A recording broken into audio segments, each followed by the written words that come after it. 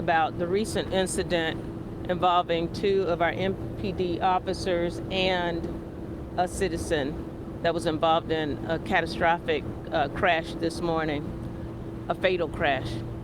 At 3:06 a.m., officers responded to a 2-vehicle crash at Mississippi Boulevard and Danny Thomas Boulevard, involving a gray Nissan and an MPD squad car. Responding officers located 3 injured males, 2 of which are MPD officers. All were transported to Regional 1 Hospital in critical condition. An officer and the driver of the gray Nissan were pronounced deceased at the hospital. The second officer remains in critical condition.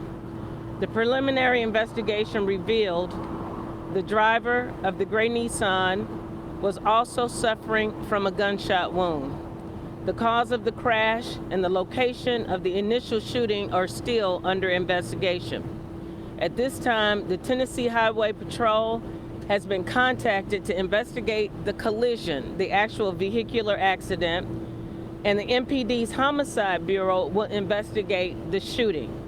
This is an ongoing investigation, and we don't have very much other information at this time. Thank you. All right, thank you, everybody.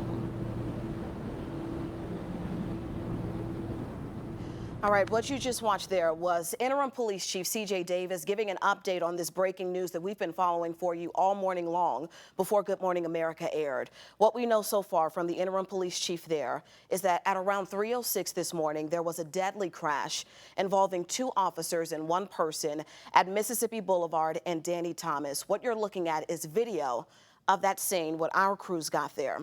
According to the interim chief, she says that 3 men were involved in this crash. 2 of them were officers. 1 officer and the driver of a gray Nissan have died from their injuries. It was a 2-car crash, an MPD cruiser, and that single Nissan gray, that gray Altima. We're also told that the driver of that car also suffered a gunshot wound.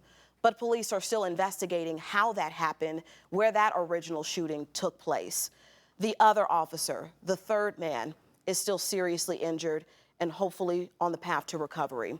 We have several different agencies that are actually working this investigation at this point, including Tennessee Highway Patrol that will investigate the crash, but also other agencies as well that will investigate what led up to this crash, including how the victim, that man in the gray Nissan, got a gunshot wound shortly before or sometime before that crash happened.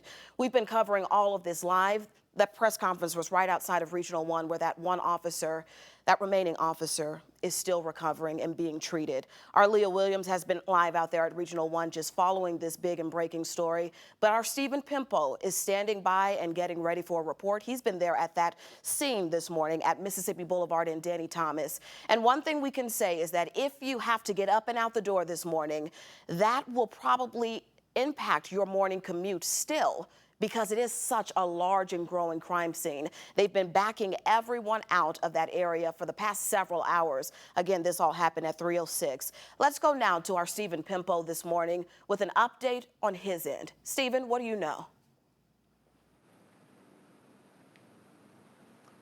Yvonne, we are continuing, like you said, to cover this now deadly crash that happened here at Mississippi Boulevard and Danny Thomas. I'm here at East Butler and G.E. Patterson. Again, this is the close that we have been able to get to the scene all day. You look behind me, Memphis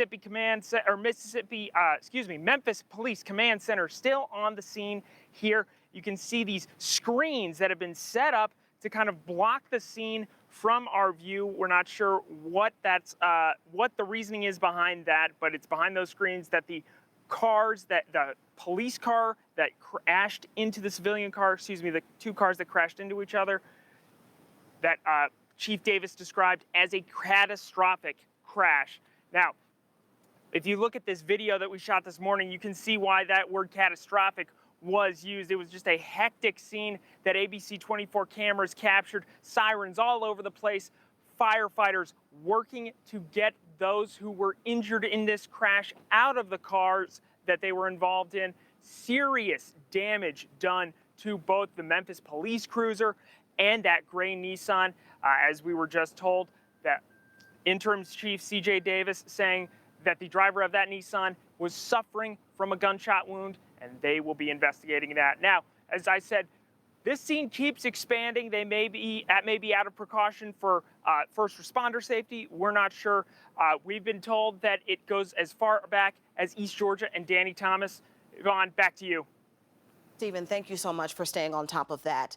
Let's turn now to Leah Williams, who is following this story as well, who is still live outside of Regional 1. Leah, we just heard from the interim police chief.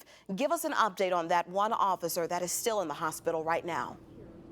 That Nissan actually collided with the officer's car. Yeah, Yvonne, Interim Chief Davis told us that one person is still in critical condition here at Regional 1 in the trauma center. So we don't know exactly their injuries, but they did tell us that the driver of the other vehicle that did pass had a gunshot wound. So they're still investigating the crash. They're still investigating that shooting. It's still a very fluid situation, and MPD is still working to get those details so that we can get you those details. But if you take a look here, we're still at Regional 1, and there are still police cars outside of the hospital, but we do now know that 2 people did die, and we do know that it was 3 men that were injured in this crash.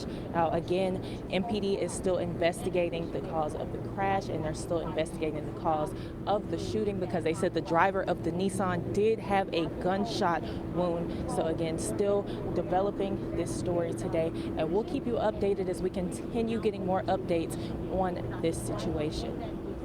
Live at the Medical District, I'm Leah Williams. Top of that, it is a devastating and heartbreaking day for not only the officer who's died, but also the other person, the civilian that was in the gray Nissan, and that surviving officer that is still in critical condition at Regional 1. We are definitely thinking of their family and their friends at this time.